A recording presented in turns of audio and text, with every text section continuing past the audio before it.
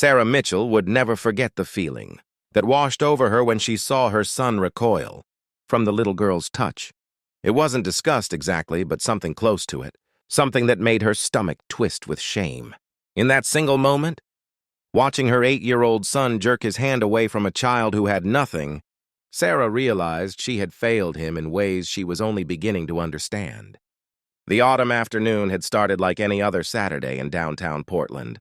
Sarah and her husband David had taken their son, Marcus, to the farmer's market, a weekly ritual they cherished. Marcus loved sampling, the fresh apple cider and watching the street performers juggle and dance. The air smelled of cinnamon donuts and roasted coffee, and the sidewalks bustled with families enjoying the perfect fall weather. They were walking past the old brick library when Marcus suddenly stopped. A small girl, no more than 6 or 7 years old, sat huddled against the building's stone steps. Her clothes were several sizes too large, layers of mismatched shirts and a torn jacket that had seen better days. Her dark hair hung in tangled knots around a face that should have been bright with childhood, joy, but instead carried a weariness no child should know. Beside her sat a cardboard sign with words written in wobbly crayon. Hungry. Please help. What caught Marcus's attention wasn't the sign, or even the girl's obvious poverty. It was her shoes, or rather the lack of proper ones. She wore 2 different sneakers, both with holes that exposed her bare toes to the cold concrete. One shoe was pink and too small. The other was a boy's sneaker, navy blue and held together with duct tape. "Mom," Marcus whispered, tugging at Sarah's sleeve. "That girl doesn't have real shoes." Before Sarah could respond, Marcus walked toward the girl. Sarah's heart swelled with pride, thinking her son was about to offer help. But as he got closer, the little girl looked up with hopeful eyes and reached out her small, dirty hand toward him. Maybe she wanted to shake his hand. Maybe she just wanted the human connection of touch. Whatever her intention, Marcus's reaction was instant and crushing. He jumped back as if burned, his face contorting. "Don't touch me," he said, his voice loud enough that several passers-by turned to stare. "You're dirty." The little girl's hand dropped immediately. She pulled her knees to her chest and buried her face, making herself as small as possible. Sarah saw her tiny shoulders shake with silent sobs. The shame hit Sarah like a physical blow. She rushed forward, kneeling beside the child. "I'm so sorry, sweetheart." "I'm so sorry." But the damage was done. The girl wouldn't look up, wouldn't acknowledge Sarah's presence. David gently took Marcus by the shoulders and guided him a few steps away, speaking to him in low, firm tones. Sarah reached into her purse, her hands trembling as she pulled out a $20 bill and placed it carefully on the cardboard sign. It felt woefully inadequate, like trying to heal a gunshot wound with a Band-Aid. As they walked away, Marcus was uncharacteristically quiet. Sarah felt torn between anger at her son's cruelty and guilt at her own failure as a parent. How had she raised a child who could treat another human being, another child, with such callousness? She and David had always considered themselves good people, charitable even. They donated to causes, volunteered occasionally, taught Marcus to say please and thank you, but somewhere along the way, they had failed to teach him the most fundamental lesson of all, that every person, regardless of their circumstances, deserved dignity and kindness. That night, Sarah couldn't sleep. The image of the little girl's face, the hope dying in her eyes, played on an endless loop in her mind. At 2 in the morning, she got out of bed and went to Marcus's room. He was awake too, staring at the ceiling. "Mom?" His voice was small, uncertain. "I feel bad about that girl." Sarah sat on the edge of his bed. "Tell me why you feel bad."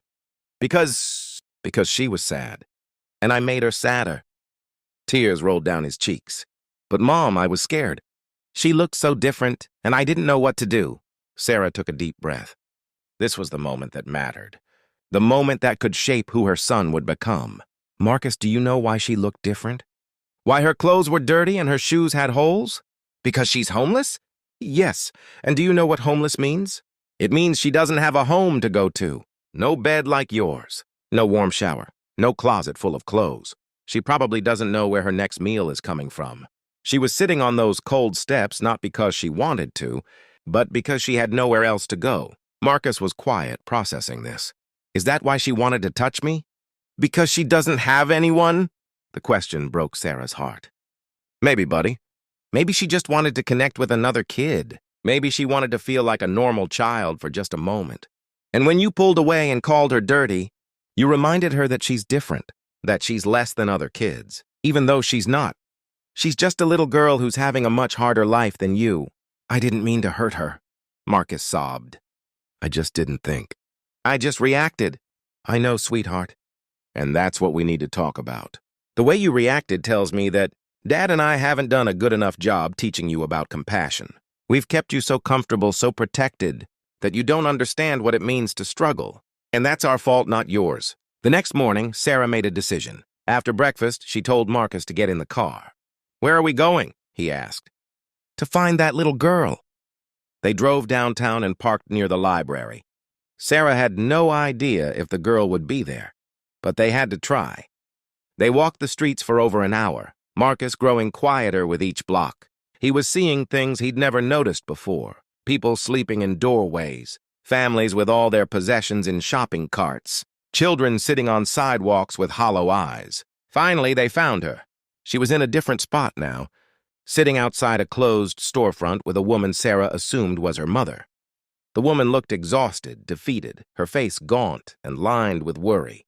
Marcus hesitated, fear and shame warring in his expression. Sarah squeezed his hand. You can do this. He walked slowly toward the little girl, and Sarah saw her tense up, recognizing him. This time, Marcus didn't stop until he was right in front of her. Then he did something Sarah hadn't expected. He sat down on the cold sidewalk beside her. I'm sorry, he said, his voice shaking. I was mean to you yesterday, and I'm really, really sorry. I was scared because I didn't understand. But my mom helped me understand that you're just like me. You're just a kid. You didn't deserve how I treated you. The little girl stared at him, suspicion and hope mingling in her eyes. Her mother watched carefully, protectively. Marcus reached into his jacket pocket and pulled out something. It was his favorite toy car, a red vintage Corvette he'd gotten for his birthday. He'd played with it every day for months. He held it out to her. I want you to have this. I know it's not much, but it's my favorite. And I thought maybe it could be yours too.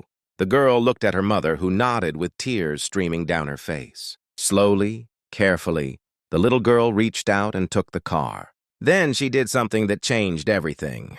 She reached out her other hand toward Marcus. The same gesture she'd made the day before. This time, Marcus didn't pull away. He took her hand in his and held it gently. My name is Marcus. What's yours? Emma, she whispered, her voice rusty from disuse. They sat there for a few minutes, two children holding hands on a sidewalk, while Sarah talked with Emma's mother. Her name was Jennifer, and she'd lost her job 6 months ago when the restaurant she worked at closed. She'd been evicted, her car had been repossessed, and she and Emma had been living on the streets ever since. She was trying to get into a shelter, but the waiting lists were long, and the requirements were complex. Sarah made more decisions in those few minutes than she'd made in years. She took Jennifer's phone number, called their family lawyer, and by the end of the day, she'd connected Jennifer with resources, paid for a motel room for a month, and started the process of helping her find stable housing and employment. But the real miracle was watching Marcus. Over the following weeks, he asked to visit Emma regularly. He brought her books, toys, and clothes. More importantly, he brought friendship. He sat with her, talked to her, treated her like any other friend. When Jennifer finally got an apartment through a housing assistance program, Marcus insisted on helping them move in. He donated half his toys and books to their new home. The experience transformed their family. Sarah and David got involved with homeless outreach programs. They volunteered at shelters and advocated for affordable housing policies. But more than that, they raised a son who understood. That kindness wasn't about grand gestures or comfortable charity from a distance. It was about seeing the humanity in everyone, about extending a hand instead of pulling away, about choosing connection over fear. Years later, Sarah would find Marcus's college application essay about Emma, about how a moment of cruelty had taught him the most important lesson of his life. He wrote about how one little girl's simple desire for human touch had revealed to him what it truly meant to be human. The unbelievable thing that happened wasn't a miracle in the traditional sense. It was something quieter but no less powerful. A little girl's touch didn't just change Marcus. It changed an entire family's understanding of their place in the world and their responsibility to each other. It taught them that compassion isn't instinctive. It must be practiced, nurtured, and chosen again and again, especially when it's uncomfortable. Emma and Jennifer eventually stabilized their lives, and though they moved to another state for Jennifer's new job, they stayed in touch. Emma sent Marcus a card every year on his birthday, always with a simple message. "Thank you for seeing me." And perhaps that was the real lesson, the unbelievable truth hidden in plain sight. People who are struggling don't need pity or fear or disgust. They need to be seen, truly seen, as whole human beings worthy of dignity, respect, and love. One little girl taught one family that lesson, and it changed everything.